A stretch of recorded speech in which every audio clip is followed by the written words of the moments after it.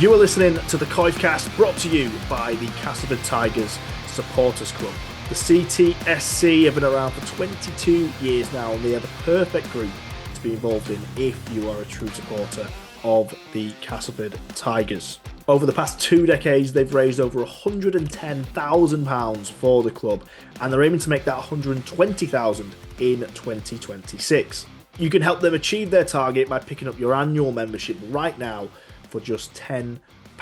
To get involved, email ctsctreasurer@hotmail.com for all the details. That is ctsctreasurer@hotmail.com. Hello, ladies and gentlemen. Welcome to this episode, a very special one. Always is a very special one when we get a guest, an interviewee here on the COYFCast, and it's a good one. It's a good one.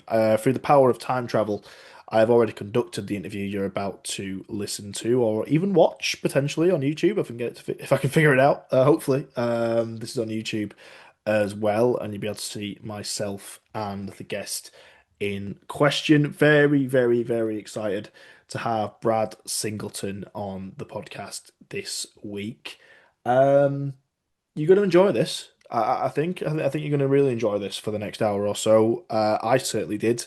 Brad is excellent, absolutely excellent. It's a great chat. It covers everything really, from his career, from kind of growing up in Cumbria, coming through the ranks there, to breaking into the Leeds first team as an 18-year-old, and kind of what he had to give up to be at that point. Kind of going through that glory period, that golden era at the Rhinos as well. We talk about the Leeds Cast rivalry, which is obviously being quite a big part of his career, actually, and obviously that is going to be a big part of the next couple of weeks as well, and potentially the season ahead with Brad's testimonial match coming up. We also touch on his time at Wigan, at Toronto, at Salford, and of course, obviously, we talk about the 2026 preseason, what it's been like since he joined Cast back in March, and certainly what it's been like over the last 2 or 3 months with all the new boys in there, with Ryan Carr involved as well. And yeah, all told, a very, very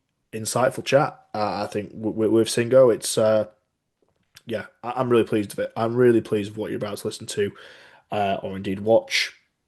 Hope you enjoy. Simple as that. Hope you enjoy it, and I'm sure you will. And if you have anyone else who you'd like to hear or watch on the COYFcast, current players, coaches, but also ex-players, anyone kind of associated with Castleford, or indeed rugby league in general as well. If you've got any names or anyone who would actually be keen, if you know someone personally who you think would be keen to come on the COYFcast, do let me know. You can find us on all the usual social media spots at COYFcast. You can also email me, should I say, which is a little bit more sophisticated, I guess. COYFcast@gmail.com if you want to go that route as well. But yeah, we'll do a quick word for my patrons just to kick things off, but very excited for what you're about to listen to. As always, a huge shout out to the Patreon membership. They're getting this a day early, and quite rightly so. So without further ado, a big thanks, as I do at the top of every single show, to Gary, Andy, to Alan, Connor, Aidan, Deb, Graham, Jake, Scott, Alex, Brendan, John, Lee, Matt, Rory, Craig, Paul, Alison, Andrew, Richard S, Richard H, to Aaron, Carl, Kyle, Morgan, Ian, Jody, Katie, Kev, Steve, Darren, Ian, Caroline, Dale, Mark, Evan, Damon, Daniel, Joey, Harry, Callum, Danny, Derek, Mark, Aaron, Craig, and last but not least, Ash. Thank you ever so much to each and every one of you. That list continues to grow seemingly week on week. It's getting a little bit more difficult to get all the way through. But I will continue to do so because I'm very, very appreciative of each and every one of you. You more than deserve the shout out. So thank you. If you want to get involved with the Patreon membership as well, patreon.com/COYFcast is the place to do so. It's like buying me a pint every month, basically. A very cheap pint at that with today's prices. And with that, you get access to the Tigers Community Forum on there, which is a great little group chat we have between all the Premium COYFers. If you're on the premium tier, you also get episodes early, as this one, for example, will be going out Tuesday night or Wednesday ahead of the Thursday release. And there's also going to be the COYFCast Predictor, which will kick off in February as well, which will be free to play for all Patreon paid members. And basically, I'll be providing a 2027 replica shirt of your choice to the winner of that Predictor series as well. So a few perks to be on the Patreon, and of course, obviously, it supports the podcast and continues or allows me to continue this content. So I'll stop talking now. Well, I'll stop talking in this section. Thank you ever so much for getting involved. If you're on YouTube as well, please subscribe. Please subscribe. The views I was pretty happy with the roundtable discussion we put out on New Year's Day. Views are where I want them to be between that and the audio. But if you could make sure you subscribe right now, that would be awesome as well. That's going to really, really help me going forward. And also motivate me to put more of these on YouTube as well. Because, frankly, I think it's a better experience. I think it's a better experience. I know a lot of people, certainly I do, like to watch podcasts as much as listen to them. It is a bit of extra effort on my part. It gives me some later nights, that's for sure. But if you guys want it, if you guys are getting behind it, if it's a platform you'd like to use, if you'd like to see the video rather than the audio, let me know. Let me know via subscriptions. If you subscribe in numbers, then I'll know for sure this is the kind of stuff you want, and I'm more than happy to put that extra effort in if it's going to be appreciated. So if you watch on YouTube, please do hit that subscribe button just down there. If you want to like and comment as well, that would be great. But subscribe, please subscribe. That's all from me. The next thing you hear will be a word from our sponsor, and then we're right into an excellent chat with cast prop Brad Singleton. This episode is brought to you by DDW Air Conditioning. They are your experts in air conditioning installation, servicing, and maintenance. A lot of people don't realise that modern air conditioning isn't just for cooling. It can also heat your space, keeping your home or business comfortable all year round.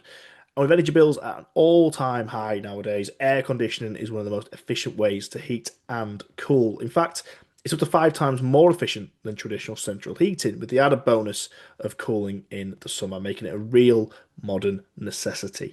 DDW Air Conditioning cover the entire UK with no job too big or too small. For a free, no obligation quote, contact Dan by phone or email, and the team will be in touch. Both that phone number and that email address are in the description below.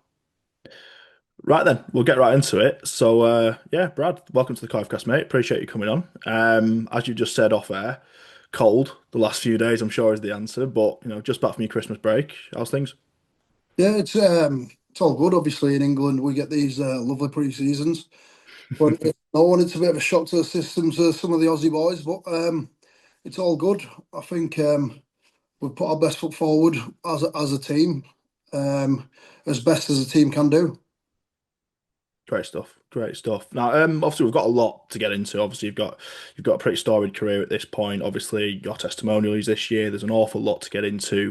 We've obviously got a game next week as well, which should be a big one between Cass and Leeds. So, tons to do. But I figured the best way to go about it, really, just kind of get a full idea of yourself for all the Cass fans watching, is just to kind of go chronologically, really. So, kind of start from the beginning of your sort of rugby journey. And I guess you've got a slightly different rugby journey to a lot of players who will play for Cass and things like that. Because obviously, you're a proud Cumbrian, obviously, coming from up there in Barrow. They make them tough, so they say, and so you're certainly in that build. Yeah, what was it like, kind of growing up around them parts and kind of playing your junior rugby up in Barrow? Yeah, it's an interesting one. You say they make them tough, but I think that's the only way through, really. I think the Super League aren't looking. They've already got the fast kids. They've already got the try scorers. But I think the path through's yeah, being a tough forward, a reliable, resilient forward, and I think that's just one that seems to come through the surface. Through the surface, you've got the likes of Morgan Knowles, Kyle Amor, Lee Mossop, Sean Lunt. I think that's the type. It's probably similar to how the NRL pick the English. I think the English forwards go well over there because they've got all the superstars. So they need a reliable middle in there, and you always find the middles always go better than the backs over in NRL for the English ones. Yeah.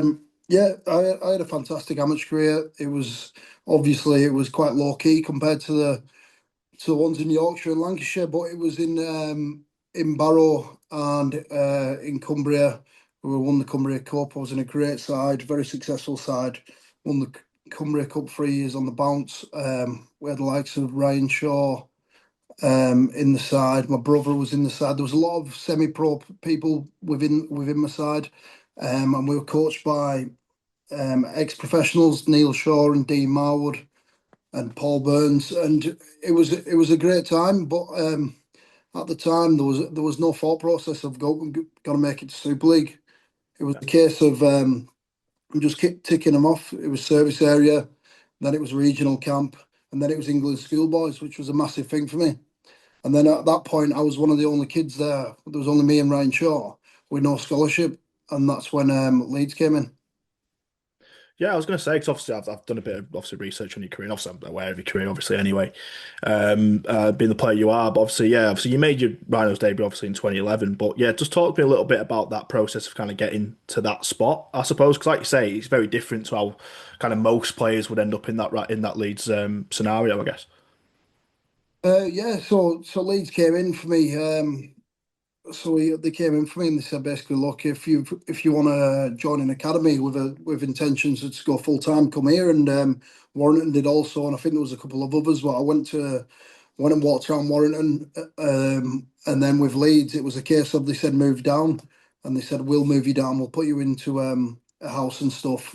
We were living with the scout then, Bob Pickles. There was two of us, two Cumbrians, and yeah, I just thought I'd go for it. They just came off the back of winning three in a row. I think it was '09, No. and it was a case of do you go Warrington and travel for a bit. I'll go for it with Leeds, and it didn't seem so scary. I think looking back now and having kids and that is probably a massive step and risk Mhm. all, but it was a case of yeah, why not? It's the next step. Let's go for it. And yeah, I think 2011 was my debut. It was a bit of a shock. I was 18 years old. They had a bit of an injury crisis, and Brian Mack came up to me in the gym and just said, "Look, you're playing for us this weekend." And I think it was interesting because I think it was I don't know whether I was banned or not. And they had they had to class one of my games as an academy one or a reserve first. It was just my luck, but yeah, I managed. Brilliant, brilliant. Yeah, I think it's quite an inspiring story. I think obviously the fact you kind of made that massive plunge to kind of move yourself over to Leeds at such a young age, like I think it just shows a lot about your kind of attitude really towards the game. I think it's a really cool thing. But yeah, obviously you were there at Leeds also as a young kid. I mean, obviously that changing room at the time just would have been just stacked full of legends, I suppose, as well. You're going into quite the environment there, I suppose, as a young kid. Like, talk to me about that. What was that like being around your Sinfields, your Danny Maggs, your Rob Burrows, and all those kind of characters? Yeah, I think at first it was daunting. Obviously, as a 16, 17-year-old lad, it's very daunting. But after a while, they become your teammates. You know, everyone knows what that's like. But it was class and leadership, and there's a reason why they are who they are, and they won as much as they did. And yeah, it was a great environment to be in, to learn what it is about winning and stuff like that, and being around a lot of different teams now, you realise how right they had it, Mm, and certain key things that you go, oh yeah, that's transferable, oh yeah, I've seen that there, sort of thing, and it's really helped me on my experience on rugby league, and how I see myself and how I talk. I take a lot of their bits. I'm never going to replicate what they did, or I don't need to. But I'm saying I've tried to take the points that I feel benefit myself and the team, and yeah, I really appreciate that environment. Even likes of Brian Mack, massive personality. Jamie Peacock, massive personality, and yeah, it was a crazy time as well. Crazy time because obviously my aim was to break into that side. mm. Yeah, absolutely. You kind of jumped to my next question a little bit there. I'm always intrigued by this because I think he is a bit of a Marmite character in the game. But what was your relationship with Brian Matt like at Leeds? Really good. I valued him. I don't wouldn't like to put a phrase on what he picked in a team, but I always thought he valued toughness in people. Mm, I might be wrong in saying it, but that's what the impression I was getting. And I also like the route I take and the way I play the game or how I want to play the game. There was a lot of similarities. We were on the same page, sort of thing. So I really got on with him. I can understand if someone said they didn't. I understand it. He's a very, like you said, a Marmite character. But I think with the trophies he won. I think he's a proven winner. I think he probably needs. He's going all right now, but there was a period of time he was set in the championship, and I think it did a Mm. disservice to him. I think he would be a massive gain for England. I'm not ruling Sean Wayne out because I also like him, but I'm saying for a man that once he enters the playoffs, it's like it's his forte really. You never doubted the man when he went into playoffs, and in an Ashes series or a World Cup, I'd back him.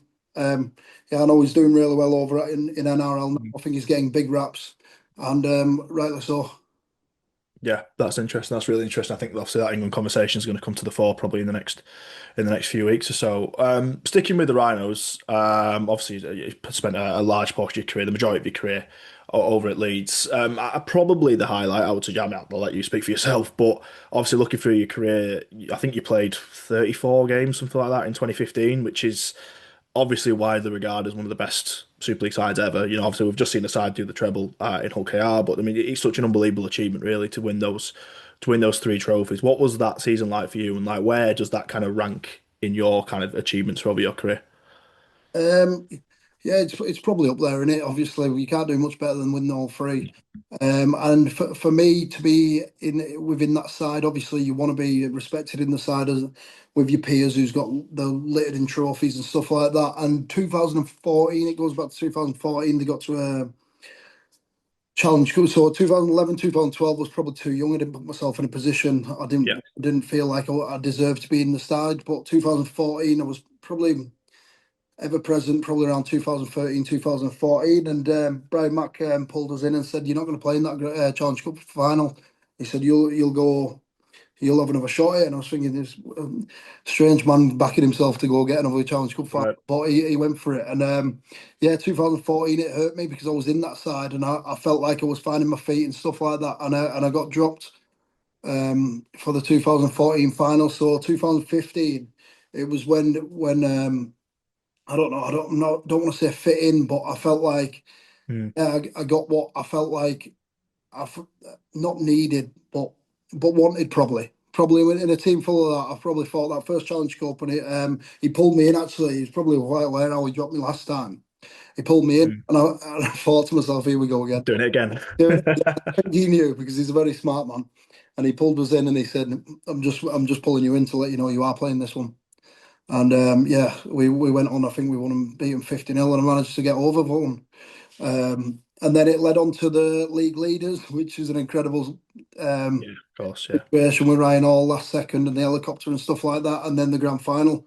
To I don't know if we came back, but that Josh Walters try Mm. and stuff like that. And yeah, it's up there with the biggest achievement, and I don't think it'll get replicated the way it did with the personalities that there. I think there's a real story in it. But I would say it's probably one of the top of my achievements. Yeah. Yeah, yeah, totally. Obviously, it kind of feels strange a little bit on a very Cast Tigers podcast. We talk about Leeds Rhinos so much, but obviously, it's part of the reason why we're doing this. Obviously, you've got a testimonial game coming up next Sunday against the Rhinos, which I'm very, very excited about. And yeah, as I say, we kind of want to get into that rivalry a little bit and kind of get your perspective on it, really, because I think obviously you've been on both sides of the fence now. Obviously, don't get me wrong, last season's encounters probably weren't up to the sort of usual standards of a Cast Leeds rivalry. Don't get me wrong, but you have been in some real battles with Cast over the years, wearing the Leeds colours. Just sort of talk me through what those games are like, what those kind of big derby occasions are like for you. Yeah, for a personal point of view, I thought probably it was probably 2014 with the wonder Darryl Powell and getting to that Mm, final. I think that's where I noticed it heavily. Obviously, over yeah, the years, there's been hundreds of occasions. I'm sure in the 80s, 90s, they all had different versions. But from 2014, I thought it was building up, and yeah, it ended at like not so much ended, but I felt it went over the top in 2017, as in it got to its peak. And yeah, I think it was the build up from that losing the Castleford losing the Challenge Cup final then. And I thought Darryl Powell throughout the next years got the better of Leeds. And in the 2017 season, I think it might have been 7 in a row they lost. They beat Leeds, and we were getting this information. And every loss, obviously, we're around that area, and obviously we were mates with Zach, which yeah, we knew all about this. We hadn't beaten him 7 times, and then obviously in the end, the build up. to the grand final, and then we managed just to pip them in the grand final. But within that, there was that many occasions. So just like I can't remember the score. What was it, 64-6 or something daft? I'm trying You'll to think of. remember it. I'm You'll trying to think remember of. It might have been 66-10 off the top. it was, yeah, there you go. It was incredible. It was its own story. If you just watch the Leeds and Cas games, and it was just Cass just knocking us off every time. And within that game, it's interesting. There's two points. I think Gailey was carrying on with Jonesy, and Jonesy said something like, "We'll get him when it matters." And I was like, again, these mental leaders saying, backing himself, just going, "He'll get it when it matters," knowing that there'll be a moment where we do get him and it will matter. Mm, And then in the press conference straight after, yeah, Matt famously. says Yeah. a famous quote in saying, "Oh, this doesn't mean we don't win the grand final." And you're like, it's bizarre looking at it now. It's like almost a script. But just going back to the atmosphere and stuff with the Sweet Caroline and stuff like that, Yeah. I've always loved playing at the. I'm going to call it the jungle here, but I Yeah. know one ball now. I've always loved playing at the cast ground because of how it's probably what do you call it? The hostile. Hostile environment, I would say. Yeah, Yeah. the hostile Yeah. environment. It's just incredible. The fans are right on you, and it's incredible now I'm playing with them. Obviously, I wish we had a few more wins and that atmosphere the 2017 boys got. But yeah, go in there whilst they're on a good run. There's nothing worse. You have one penalty and they're on your go. You're on your goal. Yeah, I mean, it's a special place to watch rugby. Never mind play it. I think obviously, I love the place. I'm biased, but yeah, I mean, down those years, as you say, I think you've nailed it. Really, I think kind of that period between 14 and 17 really was.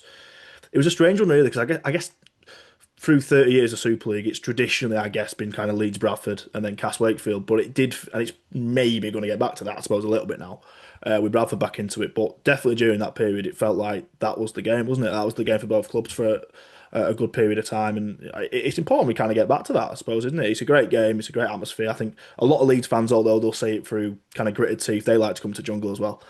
They do enjoy it, and obviously we like go to Headingley. So yeah, it's one of those games that even now, you must be looking at that fixture list. Obviously, next Sunday, clearly that's the big one in terms of the next couple of weeks. But even looking ahead to the season, you must have that one kind of circled and having a look at that one, surely. Yeah, like we've said, I think there's no better place when you get the. It's when Leeds carry a lot. I think the atmosphere builds. I think you get the best out of the Cast fans.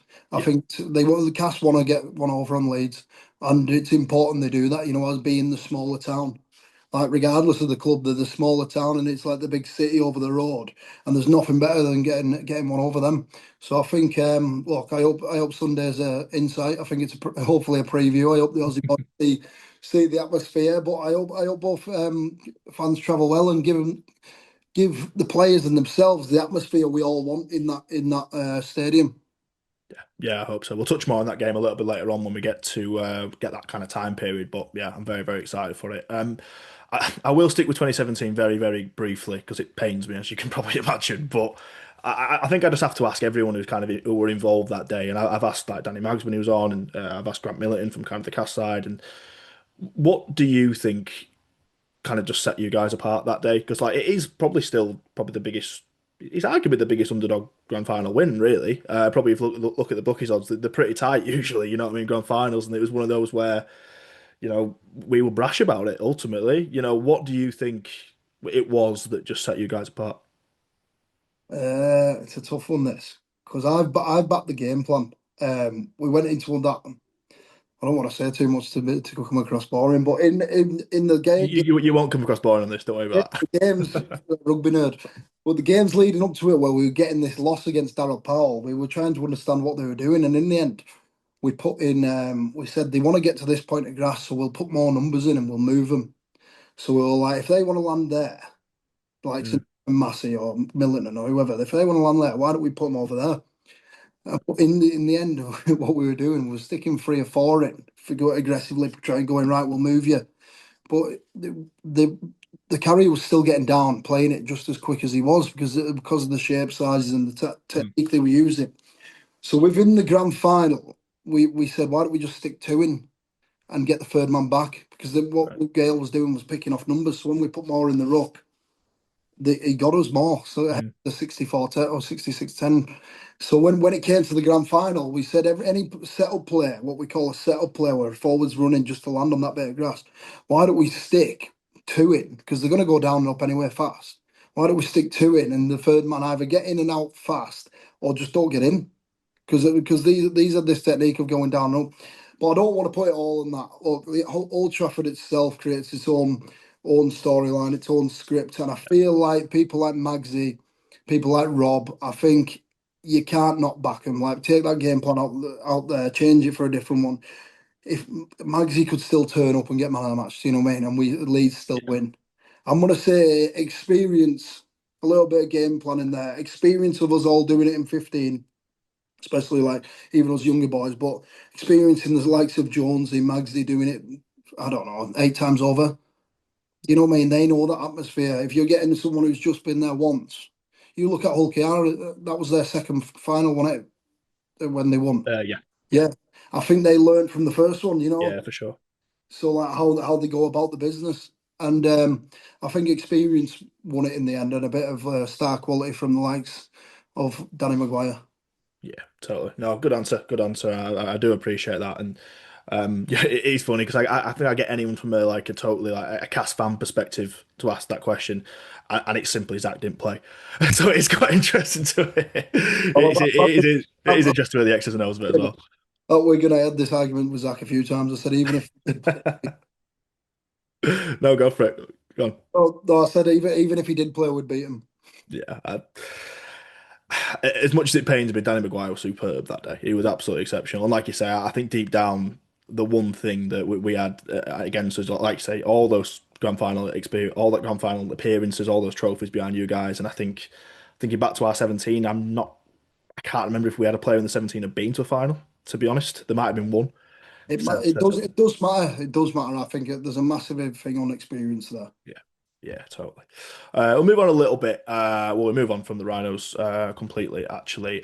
Your next club was actually Toronto, but I'm going to leave that for a bit because we've actually got a fan question from one of our Patreon members later on at the end of the show. Only a very brief one on Toronto, if you don't mind. So we'll just move on to Wigan, with your next club.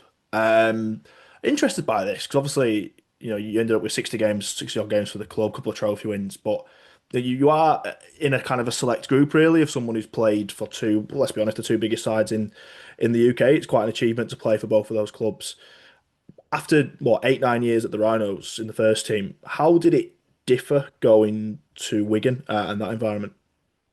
Do you know what? It's a really interesting one, and I only looked back on it recently, and I was like, wow, that was a very interesting situation. So Mm. we talk about in 14 to 17, there was this build up in the rivalry for Castleford. Yeah, When I joined Leeds, the rivalry was sort of Wigan. yeah, 2010 Wigan won it. That's right. I think 7, 8, 9 Leeds won it. 10 Wigan won it, and then I think 13 Wigan won it. And then 2015 we find them in the grand final. And so in my as a younger kid as well, like a sponge, I'm listening to all these previews and what we're going to do and how we go about our business and how how much of the enemy to a degree is Wigan. And then it was after COVID, so a long layoff yeah, after Toronto, and then after COVID, and then Wigan obviously came in. And I wasn't turning Wigan down. There was a few other clubs, but I wasn't turning Wigan down, so I moved up no, to Wigan. And it wasn't till about third game in, and it was a bit of a TV presentation with Sean about Sean O'Loughlin. Don't know whether mm, it's his 500th game or he's retiring or whatever. And I was sat there, and it just dawned on me there, and I was like, Jesus, I've literally seen this guy as the pinnacle of our enemy and opposition. yeah, We have to work out how to beat this man. And I'm sat next to him, going, "Yeah, great lad." And it's an amazing point of view I had to see two giants and how it works. So as a neutral, to see both camps, mm, both working environments work, and they are completely different. I've got massive respect for both. Wigan picked yeah, me up when I probably needed them to pick me up. I needed probably an arm around me, and Matty Pete and Wigan and Adrian Lamb at the time, Chris Rodlinski, they all did that. And look, I love that environment, chasing trophies and stuff like that, and it's going from review to preview to preview to beat these next opponents and a playoff run. That's my forte, and it excites me. And Wigan, it was an amazing time. We won the league leaders when I first got there, and then we had a quite disappointing season in 2021. We probably lost a bit of bite. I don't know Mhm. why or where that came from, but then 2022 won the Challenge Cup. Challenge Cup, yeah. 2023 they go on and win the grand final, but I already left, didn't Yeah. I was going to bring that Challenge Cup up, to be fair, because again, I mean, I said it's an achievement to play for both of those clubs. I mean, to win Challenge Cups for both of those clubs, I mean, is even more so. And obviously, there's so much history with the Challenge Cup and Wigan, obviously as well. So I think to be in those history books is massive, really, for yourself. The interesting one about that particular Challenge Cup is it was played at Spurs, wasn't it? That was the Tottenham one. A good game as well, from what I remember against Huddersfield. Obviously, you've played at both. What was the difference there? How did you kind of rate Spurs as a final venue? Just out of interest. I? Amazing stadium, Mm, absolutely amazing. I think if we were to stay the next 50 years, are going to be at Spurs. yeah, I think then it gets that sort of yeah, feeling Wembley does, but nothing like walking Wembley steps and being Wembley. But at the same time, Spurs is it's a crazy ground. It's in like the middle of a housing estate. There's just it's like a spaceship, isn't it? It's building mad. part of the building, like with a terrace like near enough vertical, massive and very, very loud. And it was a great game. I'm sure for the neutrals because we nearly lost it, and then Harry Smith puts a little kick into Mm, Marshall at the end, and we win. Might be Pete's first trophy, and yeah, I spoke about. I think I might have spoke to the group, or I definitely spoke to Sam Powell about. Look, it was important for me to win a trophy after Leeds to do it outside of Leeds to yeah, know outside that bubble. Yeah, I'm not just getting carried here in a subliminal way. Like, for me personally, just to say, yeah, I've gone there and I fitted in that winning culture, and I've gone here and I fitted in that, for myself. And yeah, I'm very proud of that in doing two giants and winning a trophy in both. yeah, totally. Yeah, absolutely should be as well. Obviously, next club, moving on. We're not going to go into too much detail on this, obviously, because I know you've got an event coming up, if nothing else, to talk about the Salford situation, and by all means, plug that when you start talking in a minute. But yeah, Salford next up. After two giants, as you say, in Wigan and Leeds. Obviously, Toronto in the middle of that, and we'll chat about that as well. But yeah, going to Salford, as you say, was back in the 2023, was it? Going into 2024. Kind of how'd that come about first instance, and then what was kind of the culture shock, I suppose, going from a club like Wigan to a club like Salford, and obviously what transpired afterwards. How it came about was I think I was going into my last year and I spoke to Matty and he was like, look, we'll have to look, see how this season goes about a contract. So I was still contracted for 2023. And he goes, look, I'm not going to step in your way uh, Mm. if you wanted to go elsewhere for the year after. He goes, but I'm going to tell you, it's not going to be a long year one, like a three, Yeah, 4 years. And then I go, like, once I won that trophy, obviously I loved Wigan.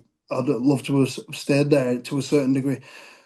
But I also needed, this is where the family outweighs the thing. I needed the what do you call the guarantee of years, the yeah, certainty of course. of money coming The in. stability of it. Yeah, Allowed me to speak to other clubs, and I spoke to Rowley really well.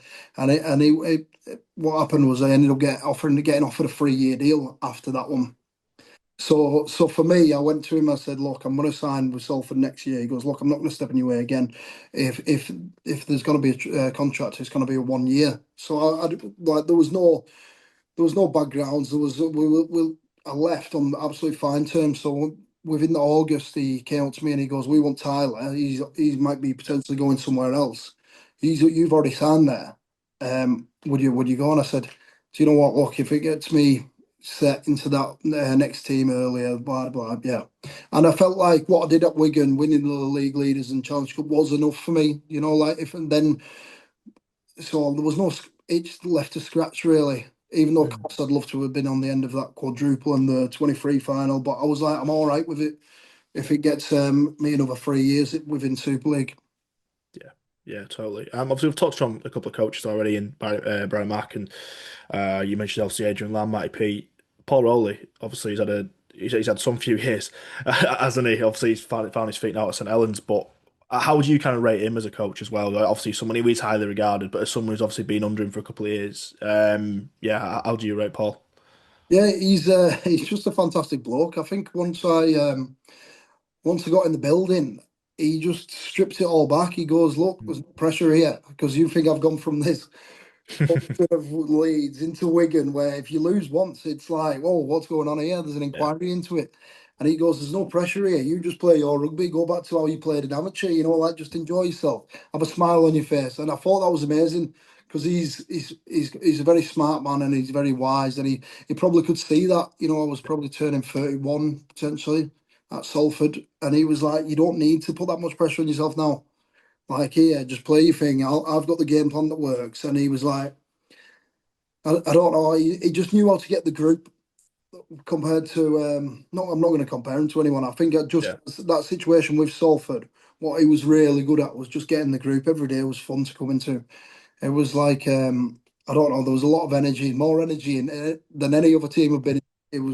That was a crazy team to be in and a crazy place. And when it was good, it was very very good. We ended up doing the double on Saints and finishing fourth.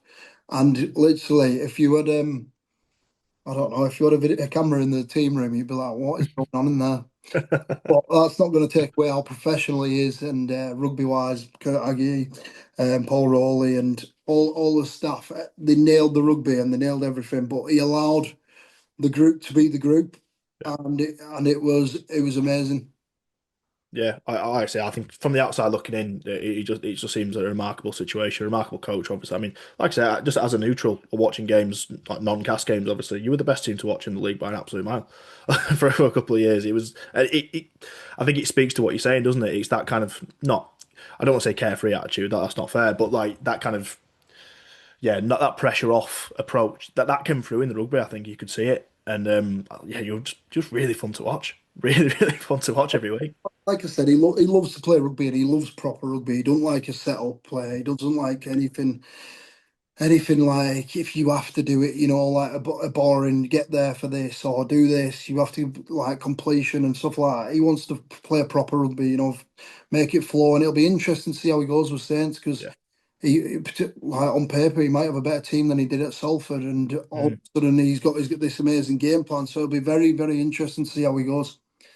Yeah, particularly after I guess Saints got a little bit of stick last year for being a little bit stale at times in attack as well. So I think it'd be interesting to see how that comes through. Definitely, I think they're one of the teams to watch this year. I think another thing with Salford, I think they were very wise in who they signed. Yeah, I think if you look at the players they signed, they said that like they signed winners. Mark Sneed's won a Challenge Cup twice. They signed Callum Watkins, who's won plenty more than me.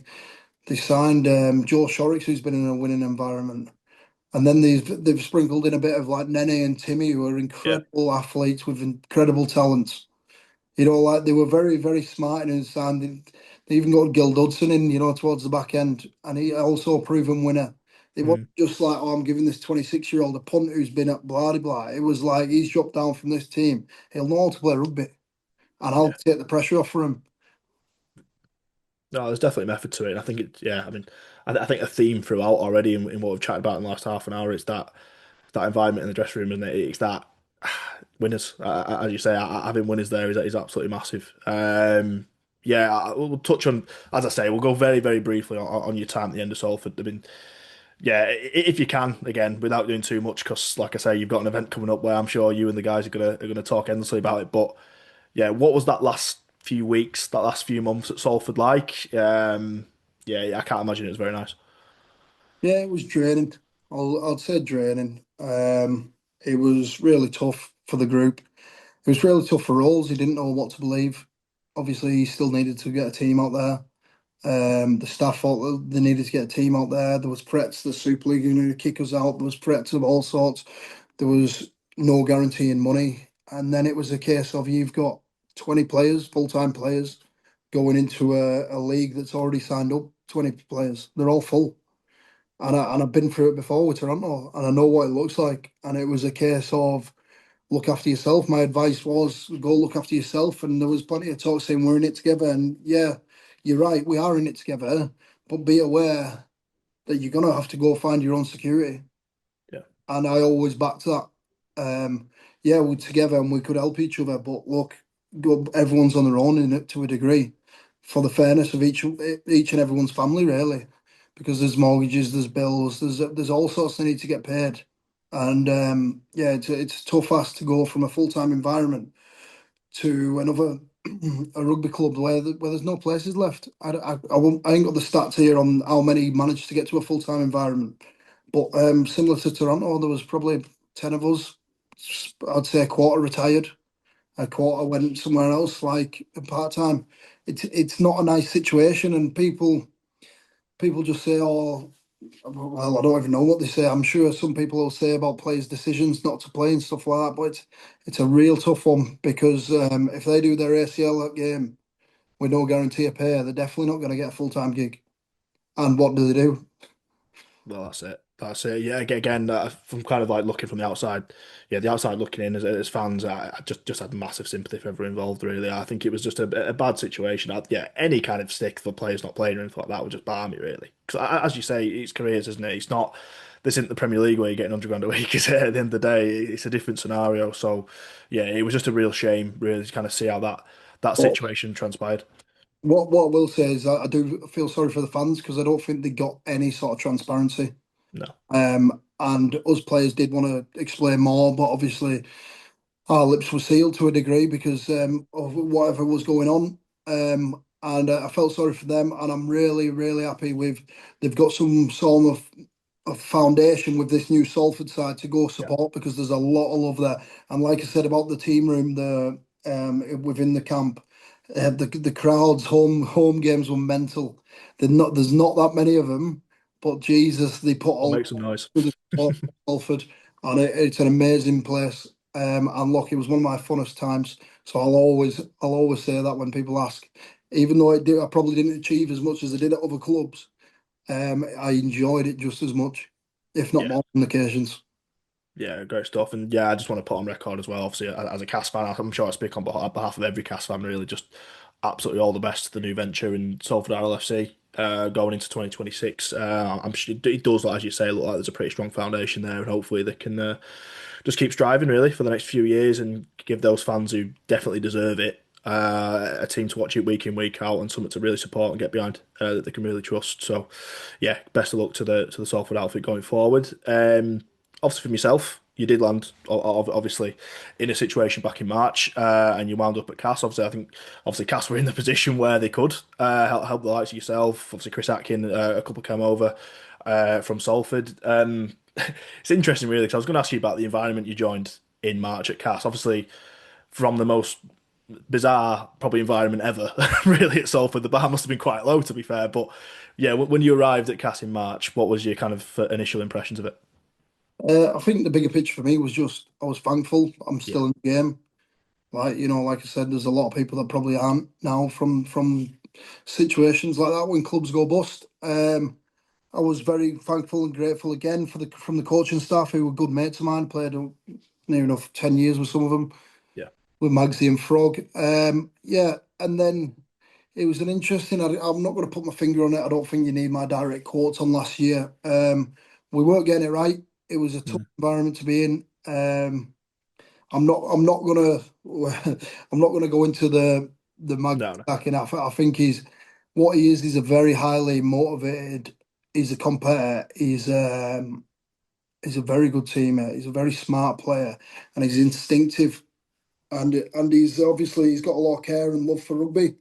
mm. And for whatever reason, it didn't work out there at Cass. And I could see it, and I could see in the end, I think it was probably more of a relief him going in the end. I'm not going to say it's the right or wrong call because who am I to say? But I think it's fair to say that it relieved him. I think it was stressing him out a little bit. But he had a lot of care for the group. There was a lot of effort. He didn't not turn up. There was loads of effort with Magsy, and yeah, for whatever reason, it didn't work out result wise. And we're in a result based industry, which is unfortunate, but we are. Yeah, yeah, 100%. I think from a fan's perspective as well. I mean, like, the results what they were, and it transpired how it was. But Danny left in my best wishes ultimately because I mean he did a remarkable thing really because in the space of what 4 or 5 months he made probably the majority of Cast fans who, let's be honest, hated him for 20 years, actually come round to him.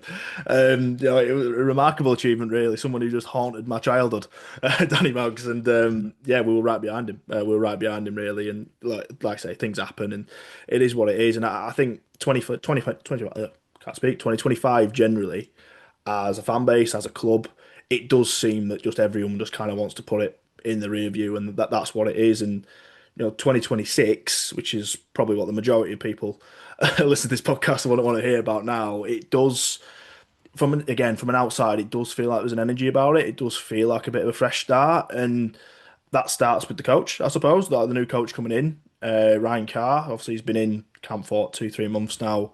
I was trying to think, did you cross paths with him in 2019 when he was around at Leeds?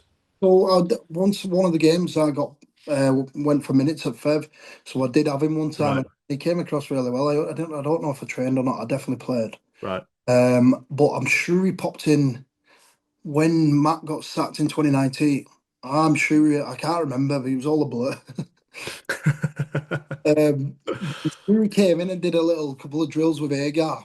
But Yeah, yeah, but I didn't know him beforehand to talk to. So yeah, it was a familiar to a degree, a familiar face coming in. yeah. Obviously, a bit more familiar with him now. Obviously, since pre-season began a couple months ago. What kind of coach is he? And how good do you think he's been for the group so far? He's a very good coach. He's very intelligent, highly intelligent. But what I think he specialises in, and I can say this confidently because I've had loads of experience with loads of Yeah, different coaches, some that are great and Super League's best, and some that aren't so good. Um, his delivery of the message is incredible. I think that's his forte, and that gets the group on board. You could have everyone's got different systems. If you look at the game plan of all the winning grand final teams, they're all different game plans.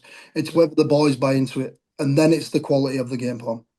And what he can do, he can get the boys on his side real early. So he's done that in pre-season. His messages are really clear. The way he breaks things down, he's very, very detailed in what he wants, and he's very hands-on. The only thing I could relate it to him within my career is when Matty Peake came in and right. he was almost grabbed the club by the scruff of his neck and saying, "Look, we're going this way, and this is my direction, and this is what we're doing," and doing it in such an articulative way. Is that word? Articulative way with yeah, with common sense, and he seems a great bloke. Um, yeah, well, I can't speak any higher of him really because he's just nailed his pre-season and all the messages that we've received are perfectly clear. His system seems good. His boys are on his side, and yeah, I'll be interested to see how we go. I'm very confident. I'm very confident in him, and like I said, I can only relate him to the likes of Matty P. I'm not going to say Yeah. he's identical. There's a bit of a different philosophy there, Hmm. but what I'll say is that yeah, the similarities. Nice. That's great to hear. That's great to hear. It's interesting. Yeah, it's interesting that messaging and how articulate is at getting it across. Now, important that is. I think probably more important than ever this pre-season because, I mean, obviously you were part of some probably fairly tight groups, probably at Leeds and Wigan, where they wouldn't have had turnover like this, would they? Where you've got, I mean, I guess the team you kind of leaving the field towards the back end of 2025 compared to first day of pre-season, it must be like a new day at school, new year at school with all the different new faces. Yeah, has that been difficult? Has that been fresh? Has that been actually a good thing? Yeah, how have you regarded that kind of going into pre-season with yeah a bunch of blokes you've never met before, frankly, and a massive turnover? I think it probably helps with Ryan Carr being new as well. Yeah, So the systems new, everything, the messages new, the delivery of the messages new, the days new, like everything's new. So it's a right, case of let's just go. Like there's nothing that's lingering from last year. I right. feel like everything's fresh. The way the where we're doing the meetings and are new and stuff like that. So for me, I don't think it's that much of a hindrance. I think if anything, it's probably more of a positive because we do want to do better than last year. And I think yeah. I think because everything's new, it doesn't seem that much of a problem. Right. That's great to hear again. All positive so far. I like this. This is great. As I say, there is a lot of new faces for us fans to get accustomed to. Obviously, touch wood if this weather doesn't get too bad, we'll see a few of them on Saturday against Oldham, but then obviously at the game on Sunday as well against Leeds. Just these first few months, pre-season, it is what it is. Training drills what they are. But have any of the new boys kind of particularly impressed you? Is there anything that's kind of stood out to you so far? Because we've had that many. Yeah, Uh, that's I think they're all going well. I don't want to name one and not the other here, but it. That's fair enough. I think if we've got the two backs, Semi and Mika, look, you can clearly see that'll transfer into some decent, strong carriers. Yeah, Um, Blake Taff at the back, he looks top quality. Um, he looks top quality. yeah, Well, they're all good. They're all good, and I'm very positive with them all. And I'm like I said, I haven't seen them play. We've trained really well and stuff like that. So I'm as interested as a fan, like, and I'm yeah. sure our team is, our coaches, which we just want to get on that field and see what we look like, because we don't know what we look like yet. We've seen each other train and stuff like that. But for the group to get up some identity, some real identity, we need to get to the games. We need to get to the trenches, and we need to see what we look like when it's tough. And look, we've got our best foot forward. I think you can never win a season, win a grand final in the pre-season, but you definitely can lose it, and we definitely haven't done that. That's great to hear. That's great to hear. Away from kind of what they're kind of doing on the training paddock, I suppose. Like, who are the kind of, without getting yourself in trouble, like, who are the characters in the group now? Like, who are you most pally with? Who does your head in? By all means, who are the big characters in this group now? I think the Aussie boys have brought their own characters. So Right. Brock's funny, Blake Taft's funny. They're both lively. Westerman, I'm sure all the cast have come across him. He's a funny bloke. He's good at holding court and telling stories. If you get on a breakfast table with him, he's just sit there listening to him all day. Liam Mudd, played academy with Liam Mudd. I Right. played Oh, of first course, yeah. into full time together. So I've known Liam Mudd since I was 16 years old. So I've always been close to him. We haven't spoke much in the middle bit, but it's really interesting how we've and Hmm. playing with each other. But I think the group itself, it's a great dynamic at the minute. There's plenty of personalities and there's plenty of energy, and it's really really positive. Totally. That's great to hear. I guess in terms of yourself, obviously we've talked about you've had a 15-year career now. Obviously it's pretty storied at this point, but you're not done yet. Quite frankly, you know what I mean. You're still very much in the thick of it. Like what are your aspirations for this year and going ahead? I'm into my last year, so I think it would be silly to think it's not. I wonder what past October looks like. Do you know what I Right. mean? Whether it's a contract, whether it's not, whether I want to do it, whether I'm physically able to do it. I don't know what this year looks like, but right now, the best way to deal with that is just a case of take it week by week, game by game. I want to play any role I can for this team. Mm. There's obviously younger bodies in front of me. I'll always back my talent. I'll always back my experience. I'll always back my knowledge. And it'll be up to Ryan Carr to decide where he wants me. But I'll just want to play a role in this team. I want to do well in this team. And I'll take it game by game. I still love the battle. I still love the competitiveness. I love to compete against other teams, and I especially love the preview to work out how to beat a team. Right. And I've always it's got me up for that. In pre-season training's tough and stuff like that, but there's no preview. And for me, I need that. Right. We're playing someone on the weekend, and let's work out how we beat these. And in the season, I get that, and I'm looking forward to it. Looking forward to how the season goes. Are Hull KR going to do it again? Who's going to knock them off? Are we going to get to the playoffs? Like, I'm not going to put any pressure on us, but like, it'll be interesting to see how it goes. Yeah, totally, totally. One I wrote down as a note, just because obviously, I googled you beforehand. Obviously, I googled to see what would come up. Actually, obviously, I know all about your career, what have you? And have you made amends with Jack Ashworth yet? There is Yeah, for those who don't know, there was a particular incident a few years ago, wasn't there? yeah. No, he's a really good lad, actually. Um, I'm quite close to him. He's one of the close lads. Yeah. I think he's due a really big year. He's trained really well. No, he's really good, Jack. I've made amends. We spoke about it a little bit. I think he got sent in the group saying round two anyone by someone. Yeah, we've made amends. He's Oh, that's rugby league for you, isn't like that type blokes. You end up having a fight with people, and they're probably the ones you want to pint with later on. it? That's it. And if you're listening or watching and you don't know what I'm talking about, just Google it. Yeah, I guess the last thing to touch on before we get to our Patreon questions would be obviously Sunday, as we've already touched on. But obviously, it's a big occasion taking on the Rhinos, as it always is. Hopefully, I can't see why that wouldn't be very, very well supported. I'll certainly be down there. I think a lot of people are very, very excited for that one. Obviously, Oldham first up, but I think that real test against the Rhinos is an obvious one. There's a lot of energy around the club anyway, 100th year, all that kind of thing. There's a lot of optimism, a lot of passion, I think, going into this year.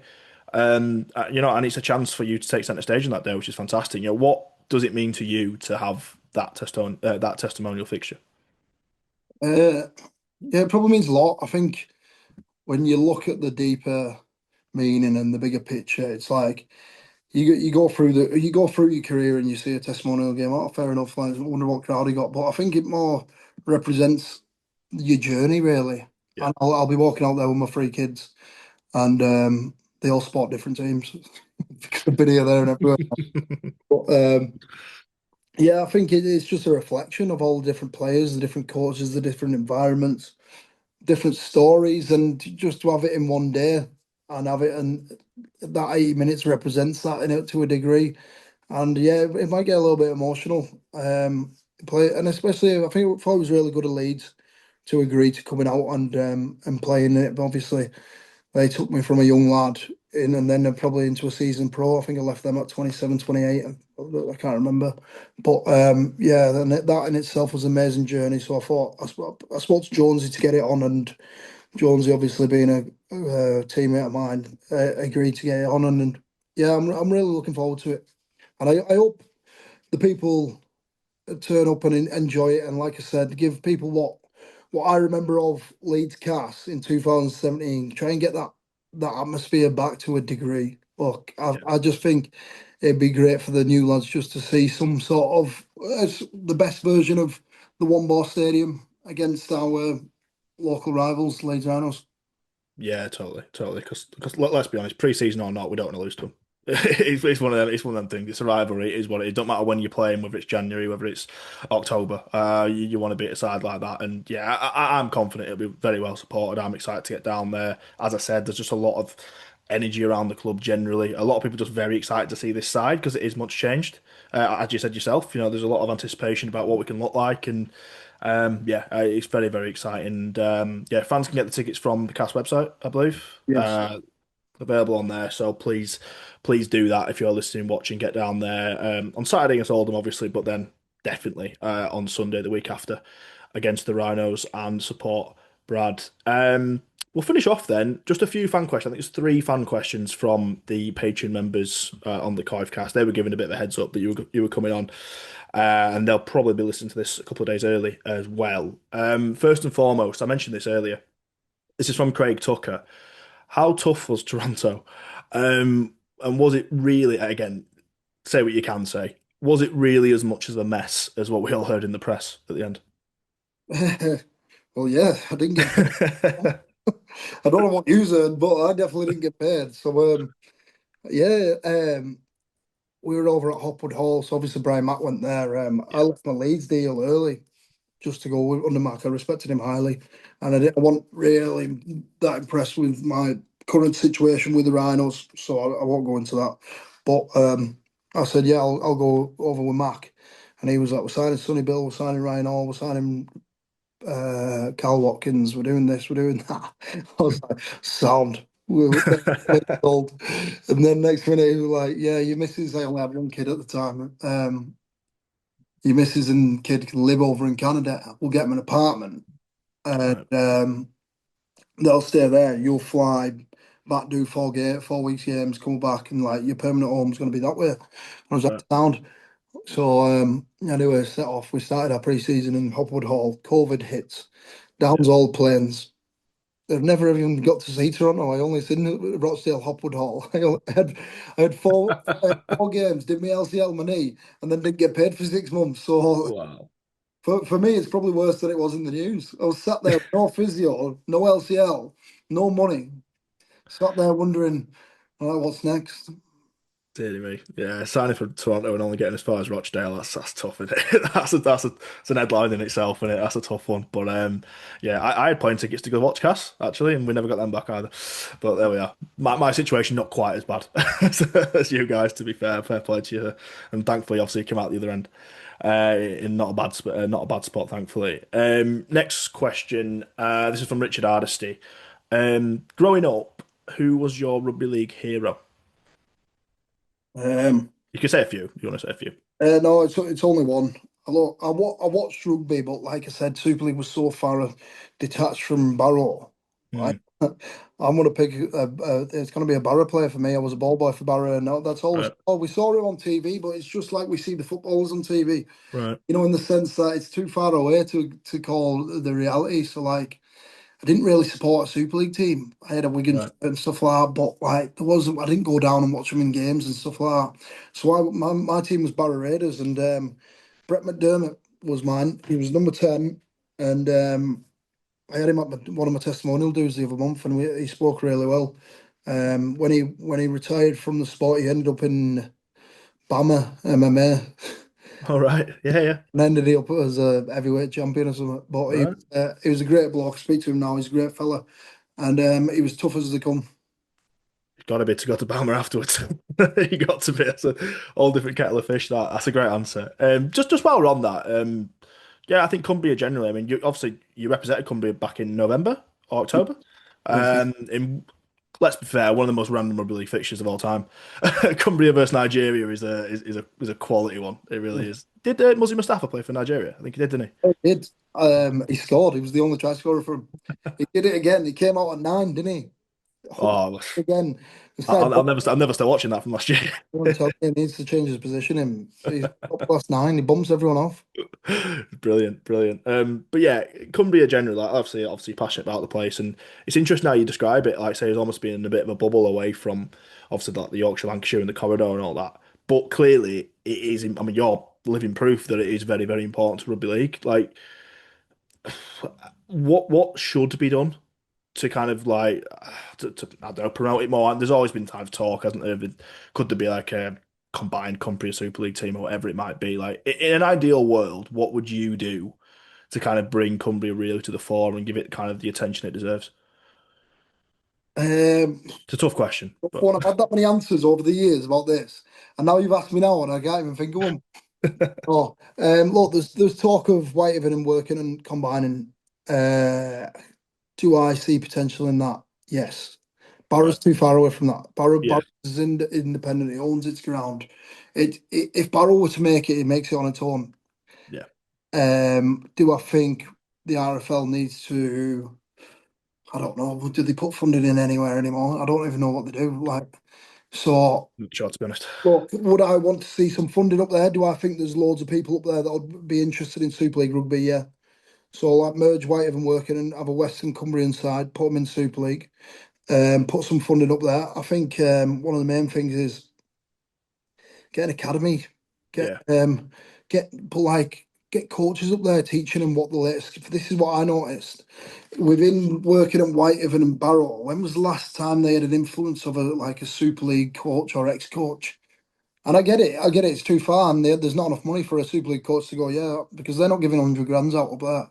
yeah, You know what I mean? So I think a lot of the time they miss out on certain developments in the game, and this is with due respect because I highly rate all three of the coaches up there. yeah, I'm saying they're very smart to do survive with what they're on. Do you know what I mean? I think they're yeah, very capable, and I'm sure they should have a crack at Super League. But what I'm saying is all the amateur stuff, and mm, like there's that many times you go to. I was over at Blackbrook. My lads were at Blackbrook when I was over at Wigan. right, They're all ex St Helens players, ex academy players, and how much do they know and how much they can develop? When you go up there, there's not many. There's not many with stories to tell or the recent drill. So what I'd do is try and get a position in place for the RFL, Cumbrian Rugby Development Officer, to go up there, and his whole sole role is to develop coaches and push an academy, even if it's between them all. You know, like Hull. I don't know if they do it anymore. Hull and Hull. Do they still have a? They used to, didn't they? I think they've split it up now, but But yeah, like have a joint one. You know, like even if it's a joint one, put it in Penrith, and we'll see where we go. But the coaching needs to be. I'm not going to say better because they've got good coaching up there, but they need to follow the developments as the rest of the league and the country's doing. yeah. Uh, Just feels like it for feels 'em like not common to, sense, doesn't it? basically, for them not to miss out. Yeah. Look, No. what I will say, there's a lot of love for rugby league, and Yeah. you get the athlete, and you get the personality that can make it. It's whether they get the probably motivation and want from it. Do they see enough of it? No, the people aren't getting on the paths anymore. So do they see enough of it? No. And are they getting coached to the best of their peers? Are they getting coached the same as their peers that are going on the England routes and stuff like that? And probably not. And yeah, I hope the plan in place at some point. Makes total sense to me. Makes total sense to me. As you say, a bit of common sense up there. I mean, just having that pathway, having that pathway, and the coaching required to produce that and produce, like I said, like you say, it's a massive area. It's a huge rugby league area. The athletes are there. It's just about kind of turning them rocks into diamonds, isn't it? I suppose, and Yeah. you need coaching for that. On that coaching, is that something you've considered? Uh, you know what? If you asked me 2 years ago, I would have said 100% definitely. Right. And even last year, I'd have said definitely. And I'm really, like I said, I'm really interested in how to win and stuff like that, and game plans, and I read probably a bit more into the game than other people, Mm. a lot of the bigger picture. I'm a very bigger picture thinker, Yeah. uh, in the sense. But this last year going from Salford to Cass and it not being the greatest year with the threats of money again, I thought, do I need it? Do I need to be in this rugby league roller coaster as a non-player? Yeah. If that happens again, it's happened to me twice, Toronto and Salford, and I've had a great Yeah. I career. totally get it. You know what I mean? I'm really thankful for my career. I've been played at some great sides, but I've also nearly got not paid and unemployed twice. Yeah. It So, makes total sense. Yeah. oh, yeah, I would love to. I'd love to if it was safe as out. I would love to. No, I do. I think that's the biggest indictment against rugby league at the minute, and why we just need that stability somehow, some way, because the likes of yourself, like the game can't keep losing people from the game. I mean, there's not enough people to go around, frankly. As you say, I mean, we just talked about that Cumbria thing. Coaches have to come from somewhere, and if for example, players aren't becoming coaches quite rightly and quite understandably, if players are moving on out of the game, that can't be good for the game long term. So Yeah. yeah, if you're listening, RFL or whoever needs to get things sorted, yeah, it's a clear indication of why we need to get things sorted out. Fair play. It's interesting because yeah, you've said over the last 2 years you've gone from yes to no. Wester came on last year, said the exact opposite. So that's interesting. We'll see how that transpires in a couple of years Uh, with Joe Westerman. But final question then. This come from Morgan on the Patreon. I think it's fair to say you are regarded as probably one of the toughest blokes around in Super League, and you have been over the last 10, 15 years. But who, Morgan asks, is the toughest bloke you've played against?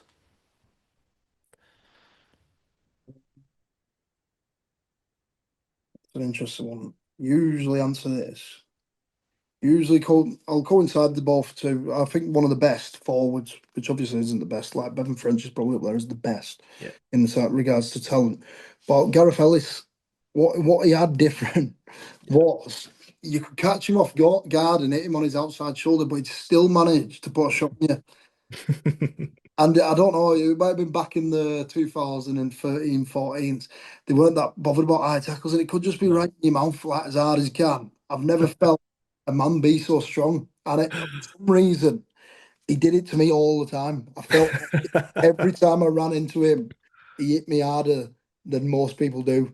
And Jesus Christ, even if he was late to react, it was always a big shot. And one of them head back and that. So I'll go with Gareth Ellis. And obviously, he had a fantastic career. Yeah. But when I played him, I think he gave me the hardest time, probably without knowing. It wasn't confrontational. Didn't even I'm realise. around and he got the better of me. It's a great answer. Yeah, phenomenal player and a cast lad as well. So that wraps it up nicely. Although he never played for the club, he's from these ends, so make him tough around here as well. Apparently, in Gazelles. I think that's it, mate. That's been an absolutely fascinating chat. I've really appreciated and enjoyed that. Just to finish off, as we've said a few times, but quite rightly, a week on Sunday, Sunday the 18th. Is that right? Yeah, I think it's three Sunday the o'clock. 18th. Cast Leeds, get down there, one ball stadium. Obviously, Brad's testimonial. Cast Leeds. I don't need to ham it up anymore, to be honest. It's why would you not go if you're a Cast fan? Why would you not get down there and support Brad's testimonial? So yeah, very much looking forward to that, and yeah, looking forward to the season generally, mate. Very much looking forward to seeing you out there. Looking forward to seeing the boys out there, and yeah, just thanks a lot for coming on. No problem. Appreciate it. I think it's no, I think we covered a lot. I thought you asked really well. And it's I know it's got a good following. I know the Cast fans react well. I think you're doing a great job. I appreciate it, mate. Thank you very much indeed. Cheers, pal.